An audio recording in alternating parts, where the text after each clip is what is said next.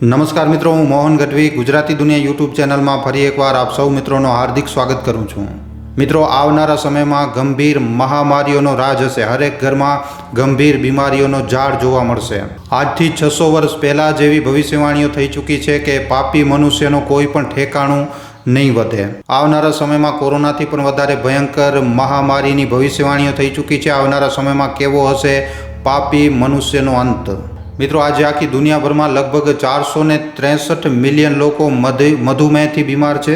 આવી જ રીતે વર્ષ 2019માં 18 મિલિયનથી વધારે લોકો હૃદયથી જોડાયેલી બીમારીઓથી પોતાનો જીવ ગુમાવી ચૂક્યા છે.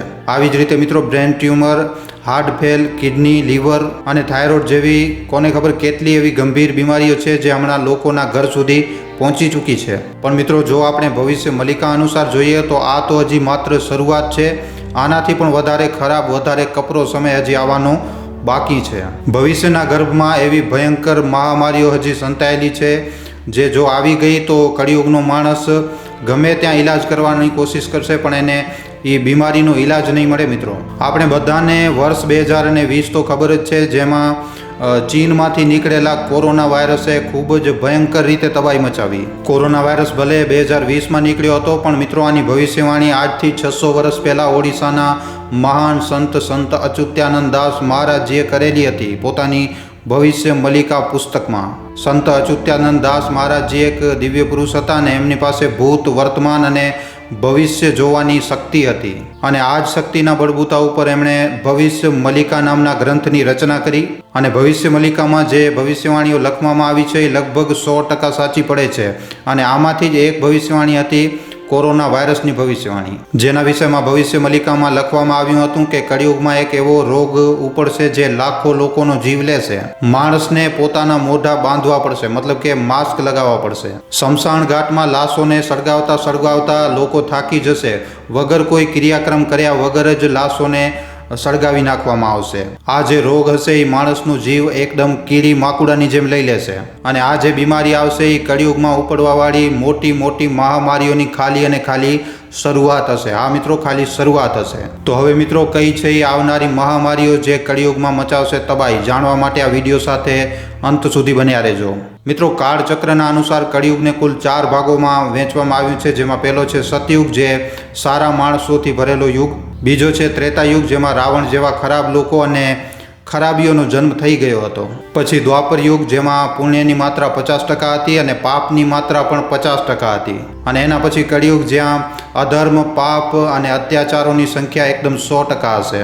વિષ્ણુ પુરાણના અનુસાર ઘોર કળિયુગમાં માણસ એટલો પાપી બની જશે કે એની લંબાઈ ઘટીને 3.5-4 ફૂટ સુધી રહી જશે. માણસની જે ઉંમર છે એ પણ ખાલી 20 થી 30 વર્ષની રહી જશે અને 12-13 વર્ષની ઉંમરમાં જ માણસના વાળ સફેદ થવા લાગશે. શ્રીમદ ભાગવત પુરાણના અનુસાર જ્યારે ઘોર કળિયુગ આવી જશે ત્યારે પાપ એટલો વધી જશે કે જે લોકો હશે એ ઢોંગી વ્યક્તિઓની ચાંપલૂસી કરવા લાગશે. આજની તારીખમાં પણ આવું તો થઈ જ રહ્યું છે. આમ તો ગરીબ વ્યક્તિને કોઈ કામનો માનવામાં નહીં આવે. પાપી વ્યક્તિઓ રાજ કરશે, જ્યારે સારા અને ધર્મને માનવાવાળા લોકો એકદમ ભટકતા રહેશે. થોડાક રૂપિયા માટે માણસ એકદમ પાપી બની જશે. પોતાના સગા સંબંધીઓને મારવામાં પણ જરાય પણ વિચાર નહીં કરે. અને એના પછી આ કળિયુગી માણસના પાપનો એનો ફળ એને ગંભીર બીમારીઓના રૂપમાં મળશે. અને વર્તમાન સમયમાં કળિયુગની હાલત એવી જ છે જેવું કે ધર્મ ગ્રંથોમાં વર્ણન કરવામાં આવ્યું છે. આજે ભાઈ ભાઈનો દુશ્મન છે અને કોઈ પણ કારણ વગર મિત્રો આજે કોઈ પણ વ્યક્તિ કોઈને એકદમ ટુકડા કરીને ફ્રીજમાં પણ બંધ કરી નાખે છે. કળિયુગનો માણસ પૈસાની પાછળ એકદમ પાગલ બની ચૂક્યો છે. ગરીબ માણસને એકદમ કીડી માકુડાની જેમ માનવામાં આવે છે. પણ મિત્રો, આનો ફળ મનુષ્યને કોરોના નામની મહામારીના રૂપમાં મળી પણ ગયો છે. પણ મિત્રો, હજી પણ કોરોના મહામારી તો ખાલી ને ખાલી એક ઝલક હતી, કારણ કે અસલી મહામારી, અસલી તબાહી તો હવે ઉપડવાની છે. ભવિષ્ય મલિકાના અનુસાર કળિયુગના અંતમાં એક વાયરસનો જન્મ થશે જે માણસની સભ્યતા માટે ખૂબ જ વધારે ખતરનાક હશે. આ વાયરસ વાંદરા અને કેકડાઓના શરીરમાંથી માણસના શરીરમાં ફેલાશે. જ્યારે આ વાયરસને ડિકોડ કરવામાં આવ્યું તો એમ ખબર પડી કે મરકટી કે કર્કટ નામથી આ મહામારી આખી દુનિયામાં ફેલશે. જોતા જ જોતા આ મહામારી લાખો કરોડો લોકોને પોતાની ચપેટમાં લઈ લેશે. કોરોના વાયરસની દવાઈ ગોતવામાં ભલે જ માણસને કામયાબી મળી ગઈ છે, પણ મરકટી કર્કટ રોગનો ઈલાજ મોટામાં મોટો વૈજ્ઞાનિક પણ ગોતી નહીં શકે. લોકોની સામે એમના પોતાના એકદમ દમ તોડી રહ્યા હશે, ચીખી રહ્યા હશે, ચિલ્લાવી રહ્યા હશે, પણ કોઈ પણ કાંઈ કરી નહીં શકે. લાશોના એકદમ ઢગલા લાગી જશે, શમશાન ઘાટ પૂરી રીતે ભરાઈ જશે. માણસને કોઈ પણ વિધિ વિધાન કર્યા વગર જ ફૂંકી દેવામાં આવશે. અને ઘણી બધી લાશો તો એવી હશે જેમને અંતિમ સંસ્કાર પણ નસીબ નહીં થાય. માણસોનું જે શરીર છે, એમની જે લાશ હશે એ ઘરમાં પડ્યા જ એકદમ સડી જશે. આ મહામારી કોરોનાથી પણ વધારે ભયંકર હશે. જેવી રીતે કોરોના વાયરસ જનાવરોને ખાઈને લોકોના શરીરમાં પહોંચ્યો હતો, એવી જ રીતે મરકટી કર્કટ રોગ પણ મિત્રો માણસોના માંસ ખાવાની આદતના લીધે ફેલશે. પણ મિત્રો, જેવી રીતે કોરોના વાયરસ ધાર્મિક લોકોનો કાંઈ પણ બગાડી ન શક્યો, એવી જ રીતે મરકટી કર્કટ કે બીજો કોઈ પણ પ્રકારનો રોગ ધાર્મિક લોકોનો એક વાળ પણ વાંકો નહીં કરી શકે. ધાર્મિક લોકો મતલબ કે પૂજાપાઠ કરવાવાળા નથી કહેતો, ધર્મનો પાલન કરવાવાળા લોકોની વાત કરી રહ્યો છું. અહીંયા ધર્મનો મતલબ કે માણસાઈની વાત થઈ રહી છે, ખોટા કામોથી દૂર રહેવાની વાત થઈ રહી છે. મતલબ કે કોઈ પણ પ્રકારની મહામારી કે કોઈ રોગ ધર્મના રસ્તા ઉપર ચાલવાવાળા વ્યક્તિઓનો કાંઈ પણ નહીં બગાડી શકે. અને મિત્રો, આવું અમે નહીં પણ સંત અચ્યુતાનંદ દાસ મહારાજજીનું કહેવું છે, જેમણે ભવિષ્ય મલિકા ગ્રંથની રચના કરી હતી. એમનું કહેવું છે કે જો કળિયુગનો મનુષ્ય ધર્મના રસ્તા ઉપર ચાલતો રહ્યો, જો શાકાહારી ભોજન કરતો રહ્યો, હરિની ભક્તિમાં લીન થઈ જાય છે, ખરાબી, ખોટા કામો અને પાપનો રસ્તો છોડી દે છે, અને જો વ્યક્તિ ત્રિકાળ સંધ્યા કરે છે, તો એને આ રોગોથી મુક્તિ મળી શકે છે. હા મિત્રો, ત્રિકાળ સંધ્યા. તો આ ત્રિકાળ સંધ્યા શું હોય છે? તમે ઘણીવાર સાધુ સંતો ઋષિમુનિઓને ત્રિકાળ સંધ્યાના વિષયમાં વાત કરતા સાંભળ્યું હશે. ત્રિકાળ સંધ્યા એક અસલમાં એક ઈશ્વરની ભક્તિનો માર્ગ છે.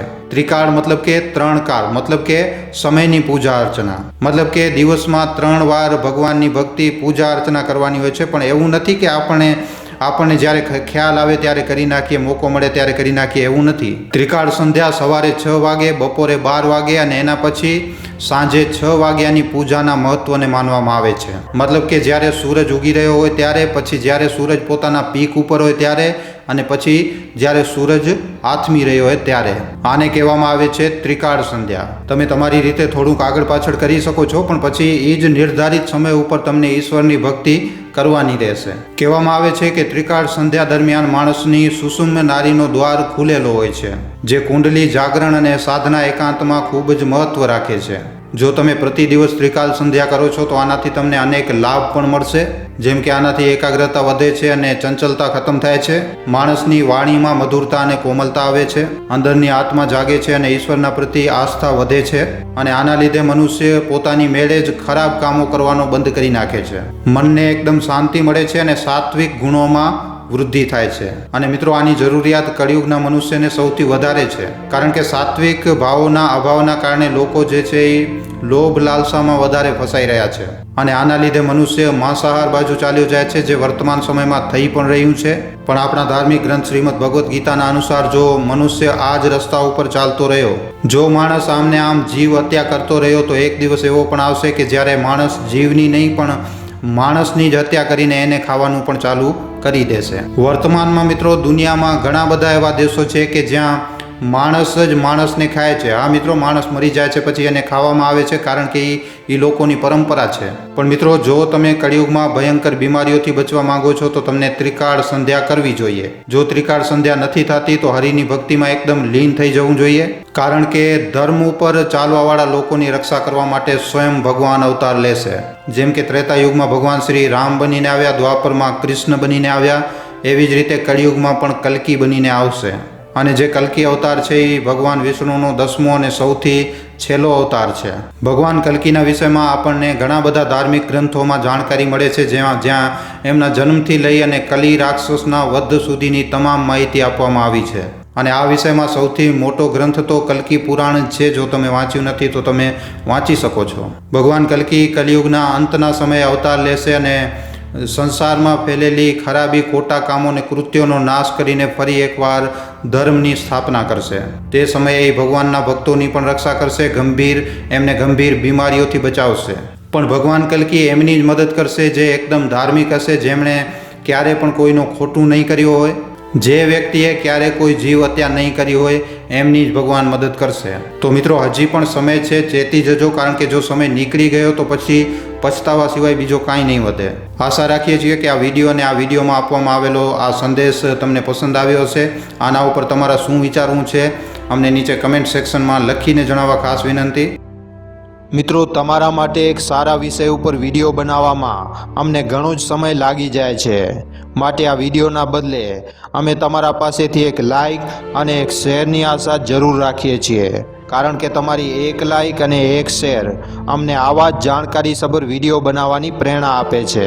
માટે જો આ વિડીયો તમને પસંદ આવ્યો હોય તો આ વિડીયોને લાઈક કરીને તમારા મિત્રો અને પરિજનો સાથે શેર કરવા ખાસ વિનંતી. અને જો તમે અમારા ગુજરાતી દુનિયા નામના યુટ્યુબ ચેનલ ઉપર પહેલીવાર આવ્યા છો તો હમણાં જ આ ચેનલને સબસ્ક્રાઈબ કરી લેજો.